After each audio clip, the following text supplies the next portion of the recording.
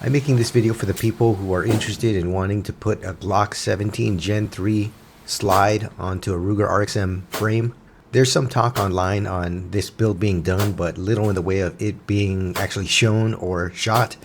So this is my video showing what my experience was with it. And my experience did not go totally smoothly.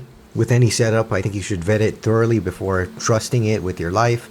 You can't just read some guy's post on Reddit, oh yeah, I ran it 500 rounds, oh yeah, it's great, I had no problems. When in reality, these people are not reporting the very real issues that could happen, or might not happen to you at all. Let's check it out. Okay, so the formula to this thing is a Glock 17 Gen 3 slide. This is a Gen 3 MOS cut. It was offered by Glock a couple years ago. It's factory MOS cut. We're using a Gen 3 19 recoil spring, and this is a Gen 5 Glock 17 barrel. And probably the most important part of the puzzle here is the City Stippling Gen 3 recoil spring adapter. I'll show a link to their page.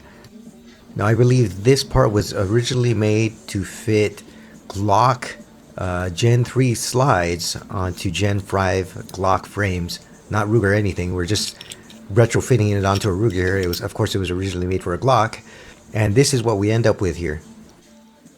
Got a full-size Glock 17 slide on a tiny Glock 26 frame. Yeah, it might look like an abomination, but it actually shot pretty well. Shot better than I thought it would. Okay, so let's start shooting this thing.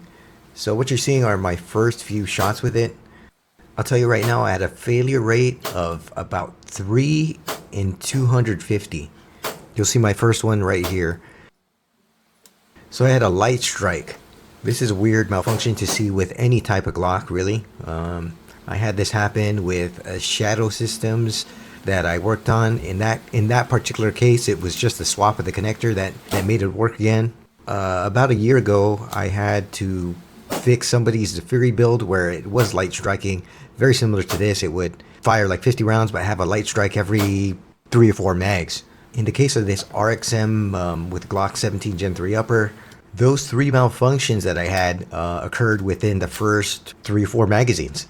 I guess something wore in or fire formed the right way, and my last 150 rounds of the session where it went flawlessly. Now, that's not something to brag about at all. I think 3 malfunctions out of 250 is not exactly great. And if I was serious about this setup, let's say for a competition or for serious concealed carry use, I want to vet it more than this. And the thing is, I hate to disappoint some of you out there, but I don't really think I will depend on this setup for anything serious at all. I just more or less want to see if it worked. There are no videos of this setup that are easy to find online, so just want to share my experience in running it for a little bit. If anything, I want to show people that you should step with caution with setups like these. For example, here I have a full-size Ruger RXM lower OD. I tried dropping the FCU from the gun that you saw shot, and of course the 17 Gen 3 upper with the Rocket City adapter. Nothing changed between it and the FCU.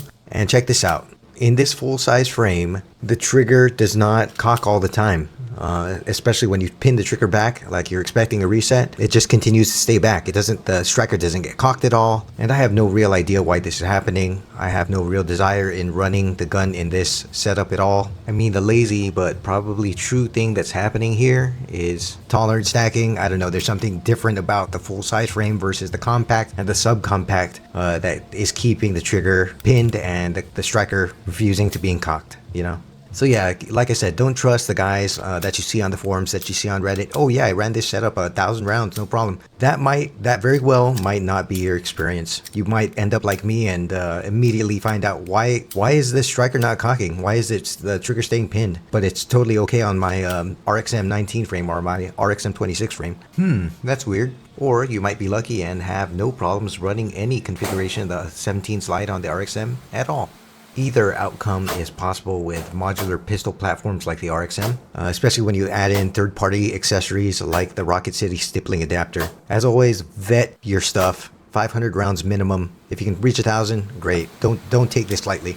Alright, thanks for watching this far. If you watched this far, we're going to close this video out with B-roll of me shooting the RXM 26 with the Glock 17 Gen 3 upper. Thanks.